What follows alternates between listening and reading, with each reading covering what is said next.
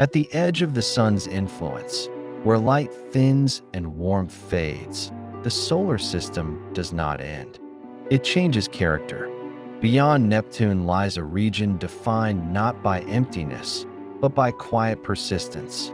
The Kuiper belt stretches outward like a halo of forgotten material, circling the sun with no urgency and little disturbance. It is here that the solar system keeps what it did not finish using. For much of the 20th century, this region was unknown. Astronomers suspected something existed beyond Neptune, but its scale and richness were unclear. Pluto's discovery hinted at a population rather than an anomaly. Over time, faint points of light accumulated into a realization. The Kuiper belt was not sparse. It was vast. This realization altered how scientists understood planetary formation. The early solar system was not a clean process that neatly assembled planets and discarded waste. It was inefficient, uneven, and incomplete. The Kuiper belt is the physical evidence of that inefficiency.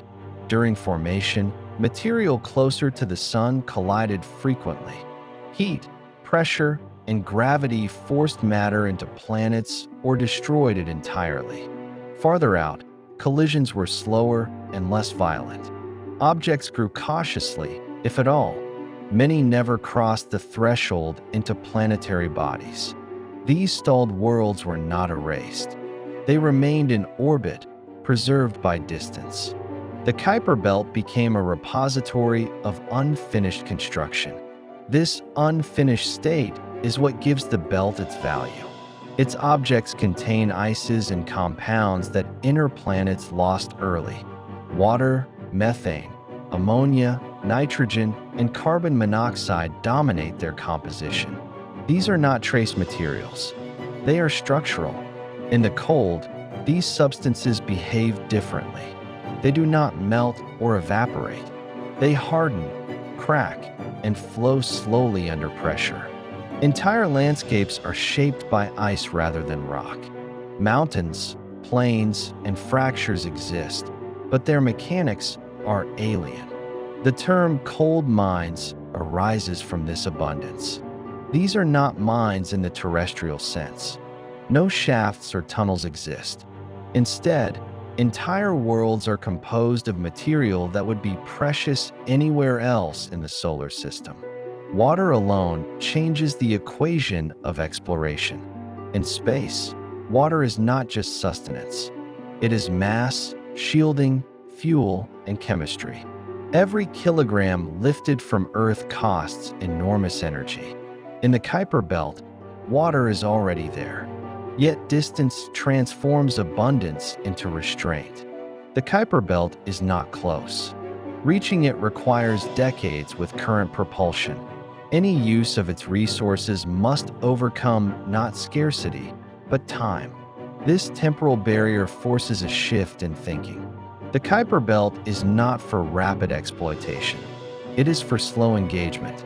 Its resources are meaningful only when viewed on generational scales. Scientific interest, therefore, comes first. Before anything can be used, it must be understood. Each Kuiper belt object is a snapshot of early conditions, frozen before planetary processes could erase detail. Their internal structures vary. Some are loose aggregates held together weakly by gravity. Others show signs of differentiation, with denser cores and layered interiors. These differences reveal how size, composition, and heat interact over long timescales. Heat, though scarce, is not absent. Radioactive elements embedded in rocky components release energy slowly. Ice insulates that energy, preventing rapid loss. Even small objects can remain thermally active longer than expected. In some cases, this may have allowed subsurface oceans to form temporarily. Water mixed with ammonia can stay liquid far below freezing. These oceans would not last forever, but even brief existence changes chemistry permanently. This possibility challenges assumptions about where activity can occur. The Kuiper Belt may host worlds that were once dynamic, even if they appear frozen now. Surface features support this idea. Smooth plains, fractured crusts, and unusual color patterns hint at past movement. These are not random scars. They are records of internal processes expressed subtly. Radiation from space alters surface chemistry over time. Cosmic rays break molecular bonds, creating complex organic residues. These materials darken surfaces, masking what lies beneath. Impacts occasionally punch through, revealing brighter, untouched ice. Each crater becomes a window. Each exposed patch is a reminder that the surface is not the whole story. Orbitally, the Kuiper Belt is equally revealing. Objects follow paths shaped by Neptune's migration early in the solar system's history. Resonances lock some bodies into precise rhythms, preserving gravitational memory. These patterns allow scientists to reconstruct ancient chaos. The solar system did not settle gently. Planets moved, scattered material, and reshaped entire regions. The belt remembers what the planets forgot. This memory extends inward. Some Kuiper Belt objects are nudged toward the sun, becoming comets. When they approach warmth, they release material unchanged since formation. They deliver outer solar system chemistry into the inner regions. Earth itself may carry this legacy. Water and organic compounds could have arrived via these distant messengers. The belt may have influenced habitability without ever approaching it directly. In this way, the Kuiper Belt is not isolated. It is connected through time and motion to everything closer in. From an exploration standpoint, the belt demands autonomy. Communication delays stretch to hours. Spacecraft must operate independently, interpreting objectives rather than following constant instruction. This autonomy mirrors the belt's nature. Objects here move without interference, guided only by gravity. Stability emerges not from control, but from balance. The engineering challenges are immense. Extreme cold affects materials. Solar power weakens. Systems must endure decades without repair. Exploration here selects for resilience over adaptability. Human presence is unlikely in the near future. The Kuiper Belt belongs to machines. Robotic explorers can wait, observe, and record patiently. Ethical questions arise as technology advances. Should ancient objects be altered at all? Is knowledge more valuable than utility? These questions will grow louder as access improves. Distance currently answers them by default.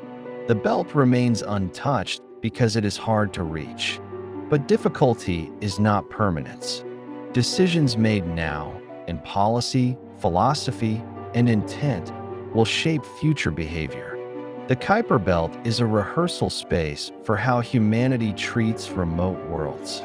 Unlike inner destinations, it resists spectacle. There are no dramatic landings or quick returns. Progress is quiet, cumulative, and abstract, yet its significance is foundational. Without the Kuiper Belt, the solar system's story is incomplete. It is the margin where formation stopped and memory remained. Calling it a mine understates its role. It is a library, an archive, and a long-term experiment running without supervision. Its treasures are not meant to be consumed. They are meant to be read.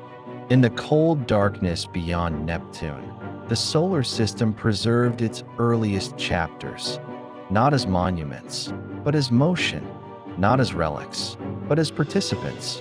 To uncover the Kuiper Belt's hidden treasures is not to take from it, but to learn how beginnings endure. And in learning that, humanity learns how to explore without erasing the very past it seeks to understand.